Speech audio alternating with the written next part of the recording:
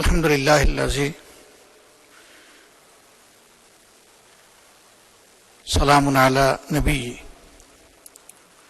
আউযু বিল্লাহি মিনাশ শাইতানির রাজীম আল্লাযী খালাকাল মাউতা ওয়াল হায়াতা লিয়াবলুয়াকুম আইয়ুকুম আহসানু আমালা ওয়া হুয়াল আজিজুল গফুর সাদাকাল্লাহুল মাওলানাল আযীম।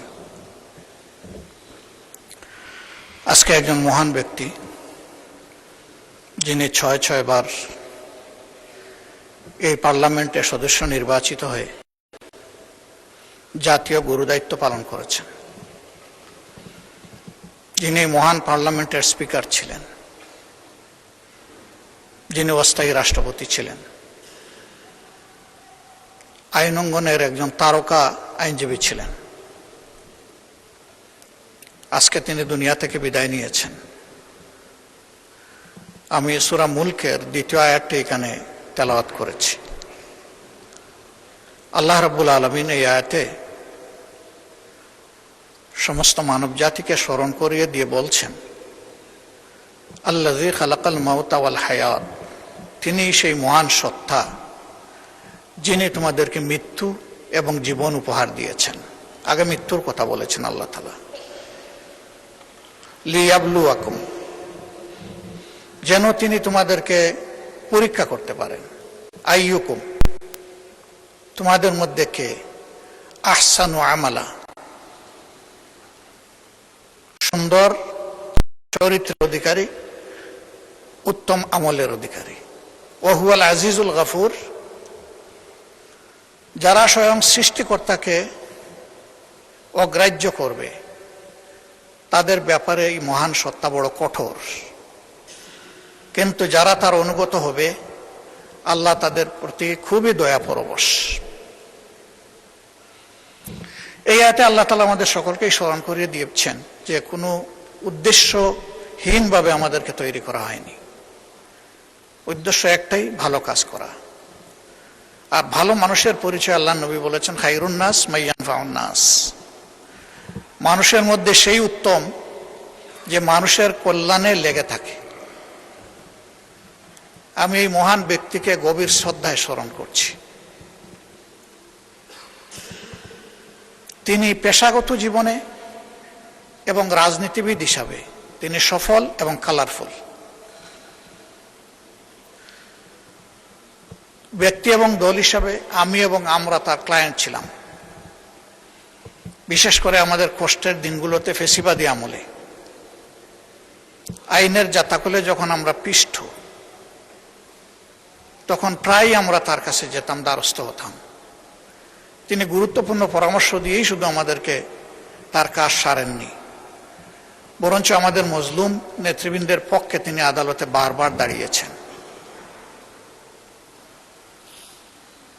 এরকম তো আরো অনেকেই দাঁড়িয়েছেন, কিন্তু তিনি একদিক থেকে ভীষণ ব্যতিক্রম ছিলেন। প্রথমবার থেকে আমরা চেষ্টা করেছি কৃতজ্ঞতা স্বরূপ তাকে কিছু ফি দেওয়ার, শেষ পর্যন্ত আমরা এই কাজে সফল হইনি। তিনি বলতেন, এটা আমার নৈতিক দায়িত্ব, এটি আমার জন্য সুযোগ। একসাথে রাজনীতি করেছি, তাদের জীবনের এই কঠিন চ্যালেঞ্জিং মুহূর্তে আমার মধ্যে সামান্য মানবতা থাকলে আমার পক্ষে তার কাছ থেকে তাদের পক্ষে ফি নেওয়া সম্ভব নয়।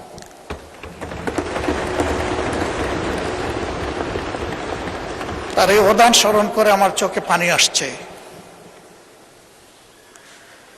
আমরা তার ঋণ পরিশোধ করতে পারবো না। তিনি স্পিকার হিসাবে পার্লামেন্টকে প্রাণবন্ত করে রাখতেন, আর আইনের অঙ্গনে তিনি অনেকের গুরু। তার চলন বলন সব কিছুই ছিল শিক্ষণীয়। কিন্তু এরপরে তিনি মানুষ, কোনো মানুষই আমরা ভুলের ঊর্ধ্বে না। মহান রবের দরবারে দোয়া করি, আল্লাহ তার এই বান্দাকে তার ভুল ত্রুটি ক্ষমা করে দিন। তার কোনো গুনাহ থাকলে আল্লাহ তাআলা নেকিতে রূপান্তরিত করে দিন, এবং আল্লাহ তাআলা তার এই অনন্ত সফরে নিজেই তার সঙ্গী হিসাবে উত্তম ফেরেশতাদেরকে নিয়োজিত করুন। কবরের জিন্দেগিতে আল্লাহ তাআলা তার কবরটাকে জান্নাতের নূর দিয়ে প্লাবিত করুন, প্রশস্ত করুন, শিলা, বরফ এবং পানি দিয়ে আল্লাহ দৌত করে তাকে বেগুনা করে দিন। তার কবরের সাথে আল্লাহ রাব্বুল আলামিন তার প্রিয় জান্নাতের একটা মায়ার জানালা খুলে দিন। তার পরিবারের সম্মানিত সদস্যবৃন্দ, আপনজন, প্রিয়জন এবং তার রাজনৈতিক সহকর্মীবৃন্দকে আল্লাহ তাআলা উত্তম সবর করার তৌফিক দান করুন। এই সমস্ত মানুষদের জীবন থেকে আমরাও যেন অনুপ্রাণিত হয়ে নিজেদের কর্তব্য নির্ধারণ করতে পারি, আল্লাহ আমাদেরকে সেই তৌফিক দান করুন।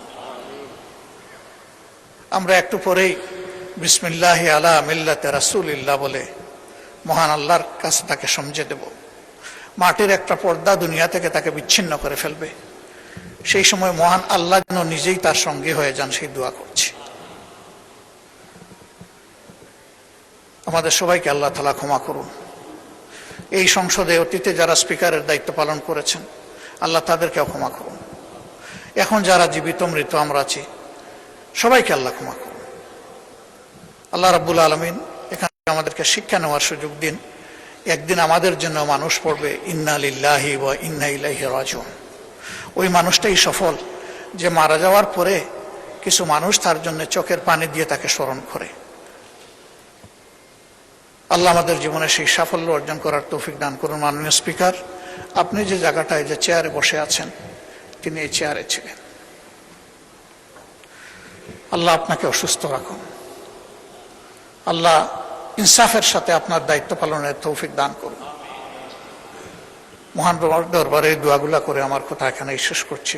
আসসালামু আলাইকুম ওয়া রাহমাতুল্লাহ।